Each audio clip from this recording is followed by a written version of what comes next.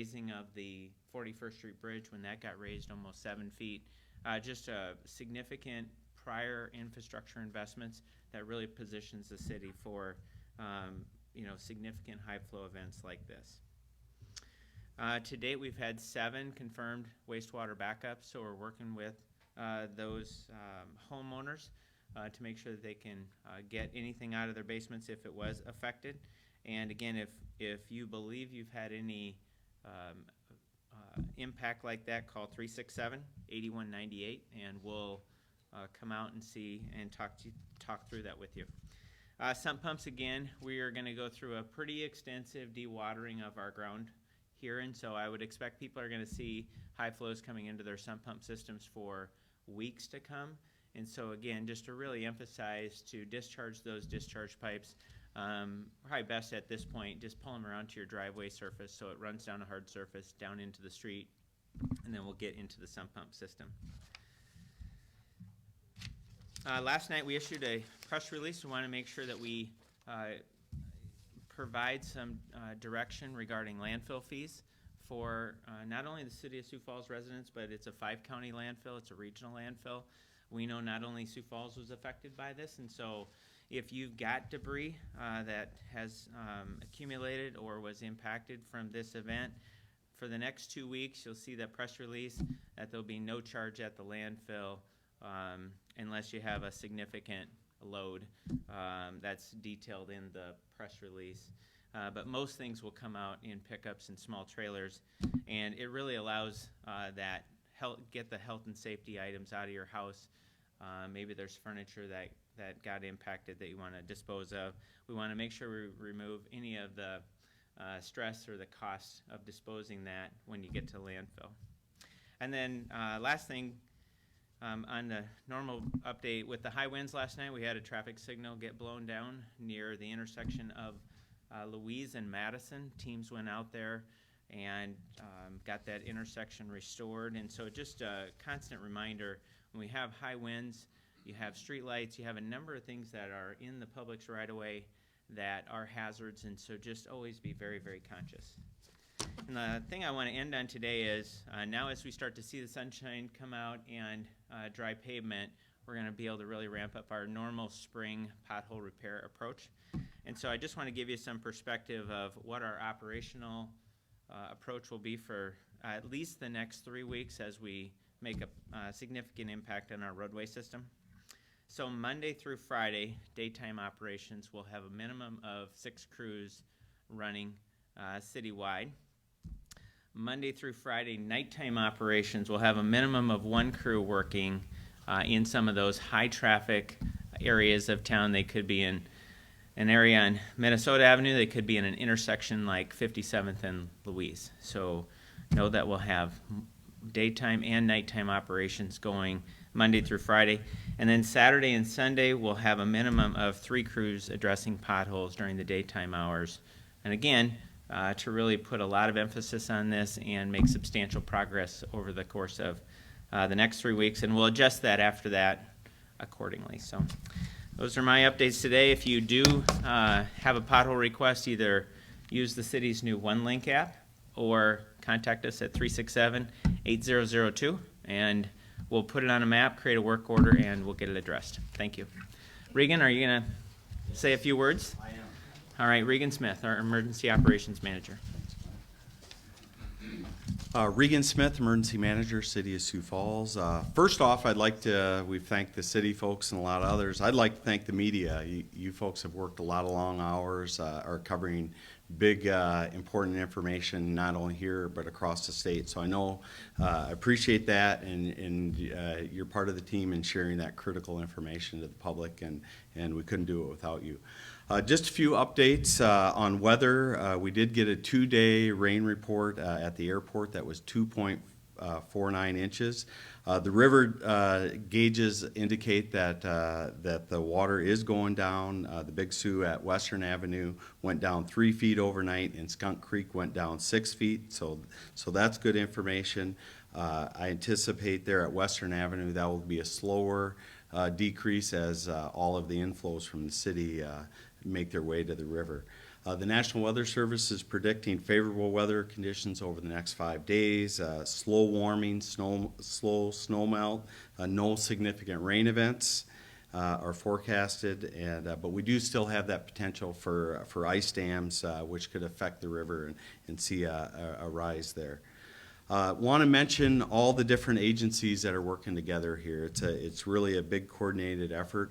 Here in Sioux Falls, we've got streets, water rec, engineering, water purification, landfill, environmental, storm damage, police, fire, emergency management, health department, and then the support we get from City Hall, IT, communications, the mayor's office. Working really close with the governor's office. We're on the phone almost hourly with them. The Office of Emergency Management, locating resources and sharing information. The Department of Corrections has provided us some inmates to do some sandbagging for that public infrastructure work that Mark referenced to. The Department of Transportation, working with them on the interstate systems, coordinating those closures and reopening and those things. National Weather Service obviously is our go-to for those weather reports. Metro Communications, they've answered 1,250 calls between Wednesday up to midnight last night. Mid-American Energy, working on some response with them. 211 Helpline Center, they're taking calls for us and will be really our lead on that volunteer effort. And then some private entities here in town, businesses, Sioux Cup Construction, Sunbelt Rentals, Construction Signing, Traffic Solutions, TNR Contracting, and Dan's Pallet. So a lot of people doing a lot of hard work out there. And then obviously my counterparts at Minnehaha County and Lincoln County Emergency Management. Just want to talk a little bit about yesterday.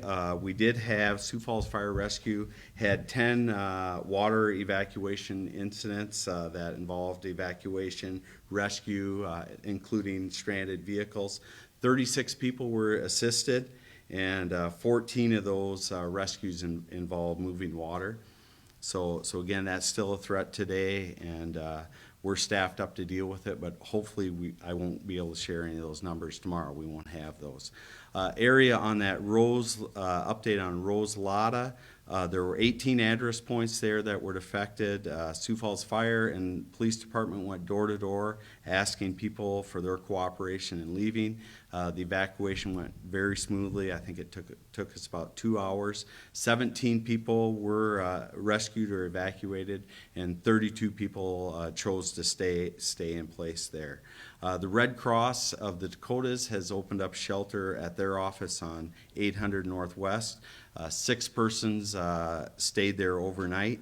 And this shelter it will remain open for those that are displaced by the flood. The park department, that we continue to ask people to stay out of the flooded parks and bike trails and stay away from those fast-moving waters. As those water levels decrease or drop, parks will work to clean up that debris in those parks and those systems. Just a list of those at the time, the parks that are closed: Legacy, Dunham, Sertoma, Yankton Trail, Tomar, Spencer, Lower Tuthill, Pasley, Norland, Rotary, Riverdale, Cherry Rock, River Boulevard Greenway, Beetle Greenway, Nelson Greenway, and Great Bear. We'll tweet that out later so you don't have to go through my voice after there. And again, the bike trail system, those parks are impacted, so we ask people to respect those barricades for their own safety. The Cali Branch Library remains closed for today. We'll monitor that, and once the roads are open there, we'll open that up. But that library staff did do some mitigation yesterday, just in case there were further impacts. They moved some books and materials within the building in case they would have had flooding there. Finally, we didn't have any issues reported by water purification or light and power. No reported impacts to local hospitals.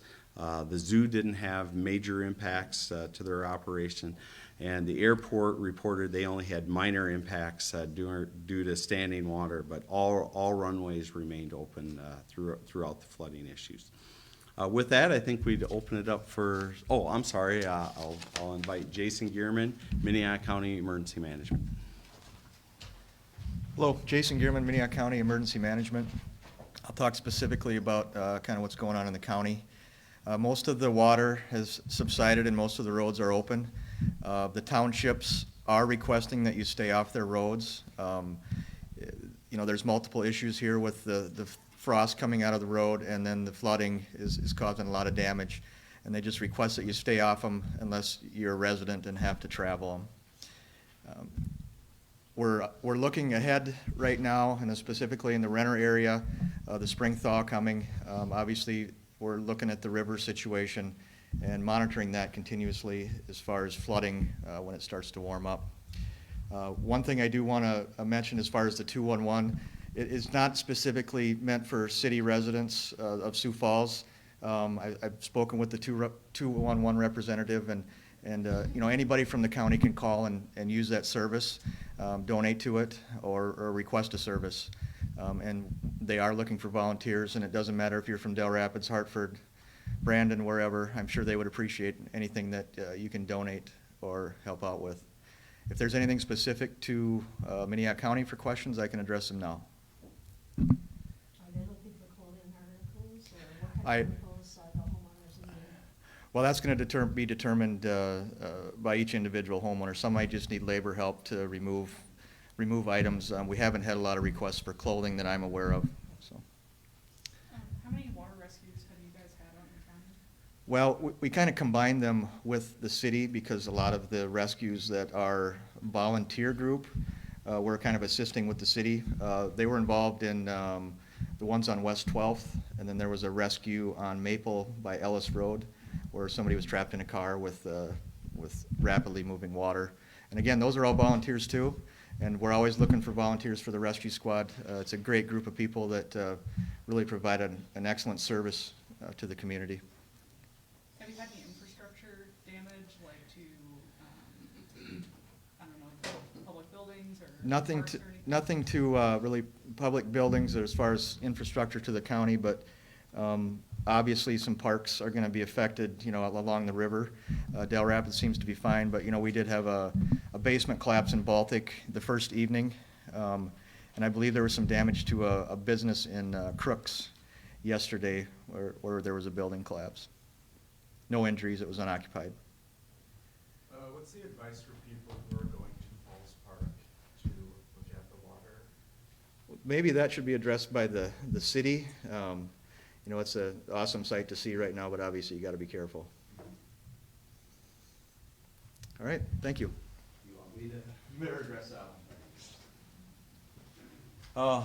As I've said for the last couple days, you know, why don't you take a couple of days? We asked the residents to take a few days off from those parks, especially Falls Park.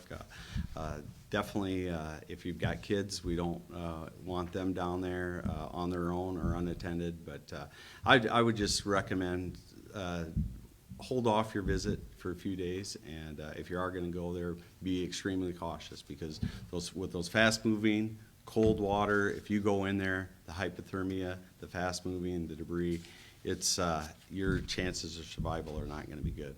And this is usually the time, like the past couple of years, when people have fallen in and they have died. So, I mean, is that something that you would want to emphasize?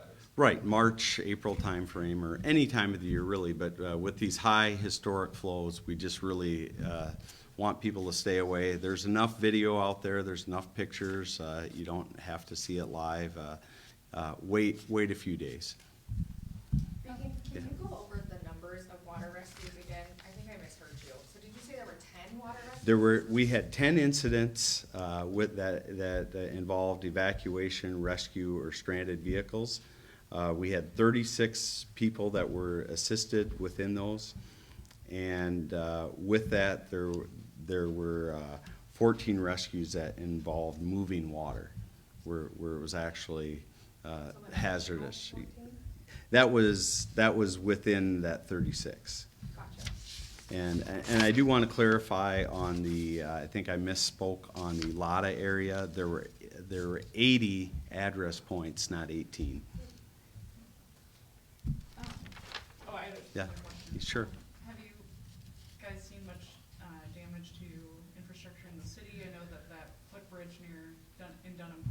you want to address that, Mark? The critical infrastructure damage, other than the Dunham Park Bridge? Sure. So will you restate the question? Oh, I was just wondering if there's been any damage to, any structures in the city besides that bridge. Yeah, so right now that the water's receded, one of the things that we'll do is contractually and to meet our federal bridge inspection program, we inspect half the bridges each year, the other half the next year. So we already have a team on contract, so we're going to actually bring them in and do an inspection of any bridges that had high water, just so we can look at the connection points, the bearing pads, things of that nature. So I don't have any information today if we've got any risks on that. I think everything was generally in good shape with the exception of the pedestrian bridge that we'll start to have a team work on. So how we extract that bridge, inspect that bridge, and ultimately reset that bridge. There will certainly be impacts to infrastructure. It is, they're in the public right of way or near the river system. I know the park system, there's a number of bathrooms that were almost completely underwater. So there's going to be an extensive approach now for the city to go systematically look through anything that received high water and to start to identify what steps we need to take. So the efforts to replace the bridge, that obviously will probably take weeks, months? Yes, it's going to take some time.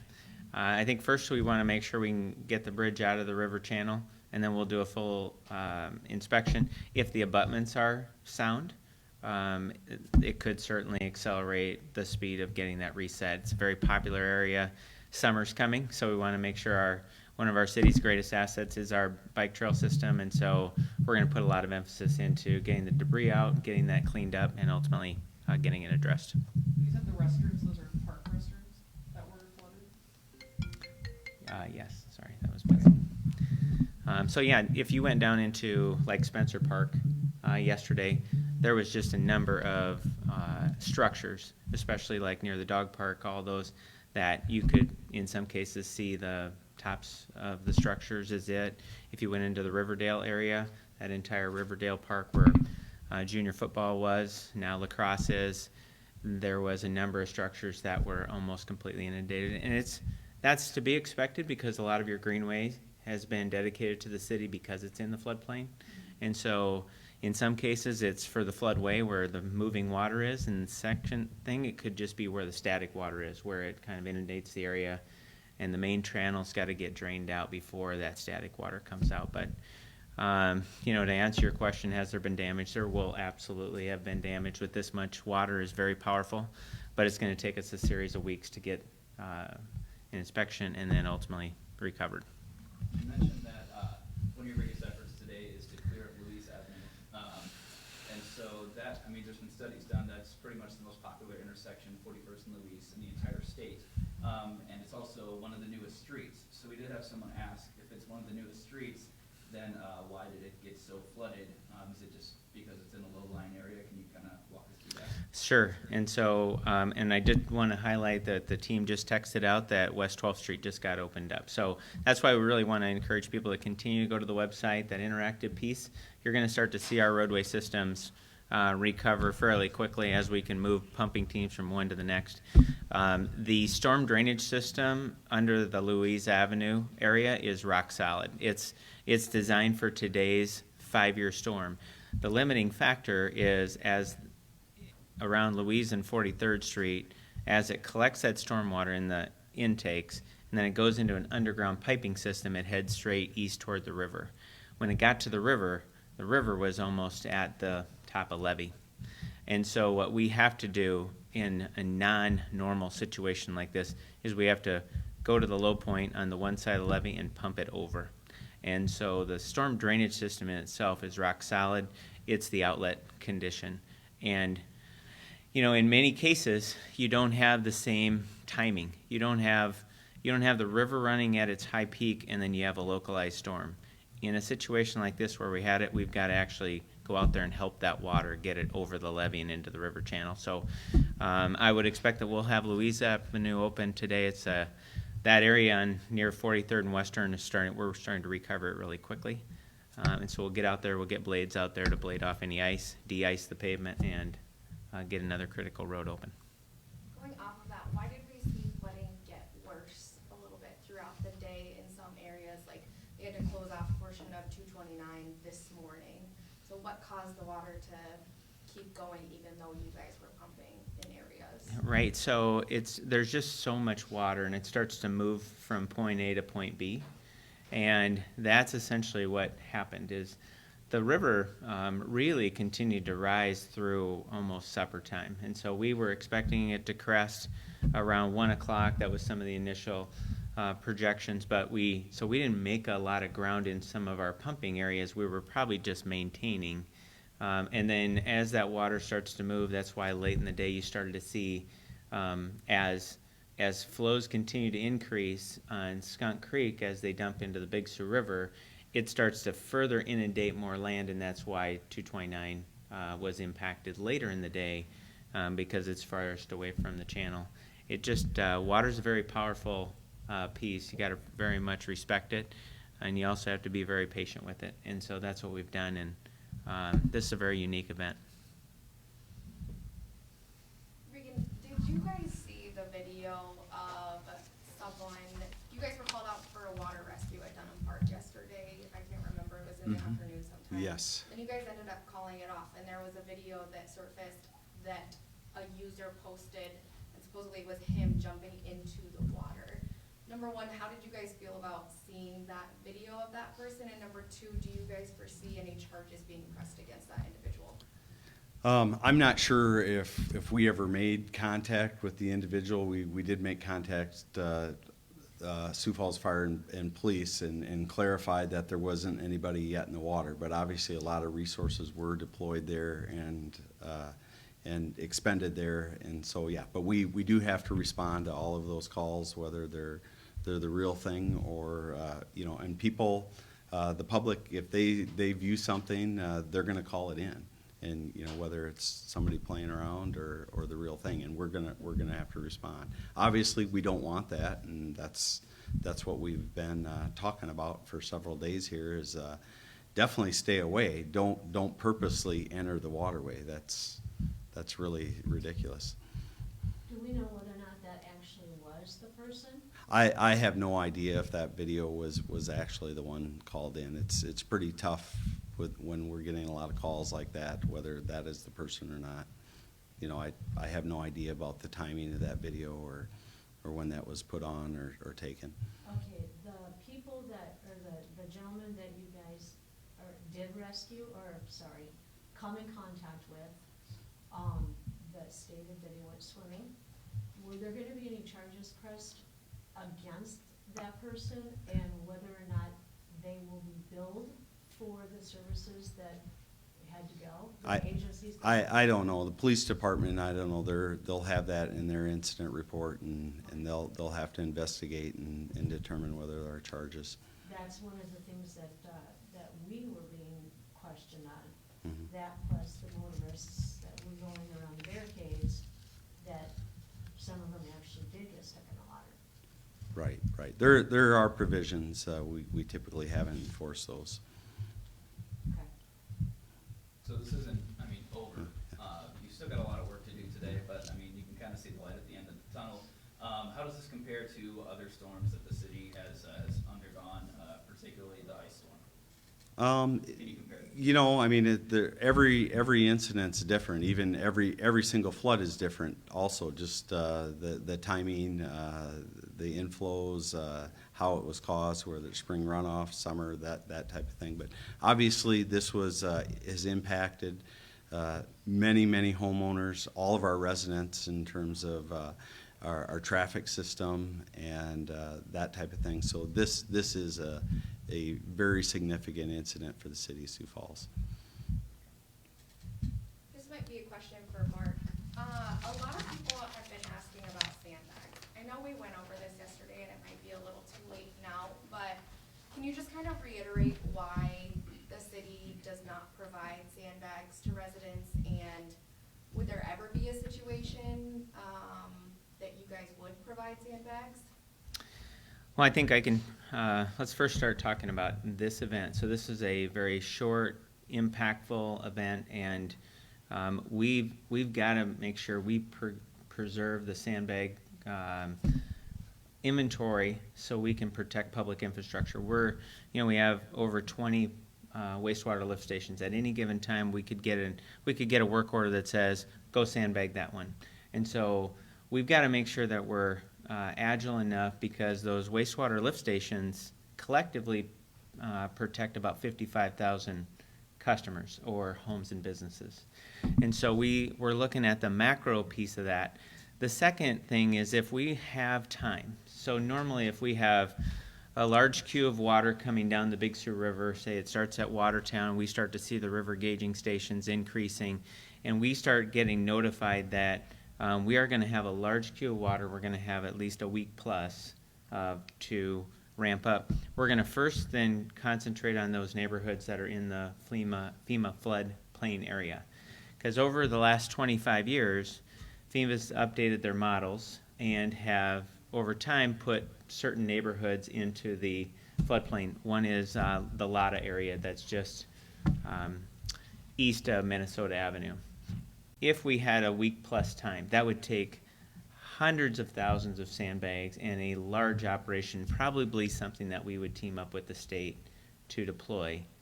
In this case, you've got literally hours, and so you just have very small time to organize any effort, and you're in really a kind of a triage mode.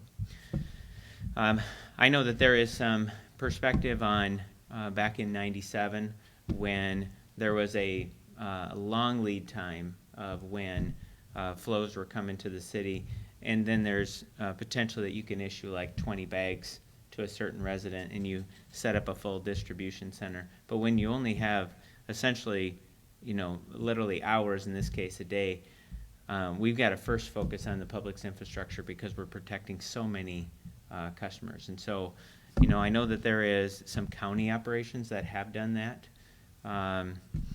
But in this particular case, we've got to actually preserve those quantities so we can make sure we maintain our own needs. Does that make sense? Okay. I thought of something. Since the city has been in contact with Governor Allen's office, is the damage bad enough that she would come and check it out, visit? Do you know if that's a discussion at all? TJ, do you want to address that? I'll have TJ Nelson, the Deputy Chief of Staff, address that. Yes, we've been in contact with the governor's office, and she is planning a visit to Sioux Falls. Still ironing out the details for that, but she's got a draft declaration ready for when we need to. But the moisture's over, or the precipitation's over. We're in that recovery mode. So as we add up those costs and recovery efforts, that's when the state will be critical in our recovery.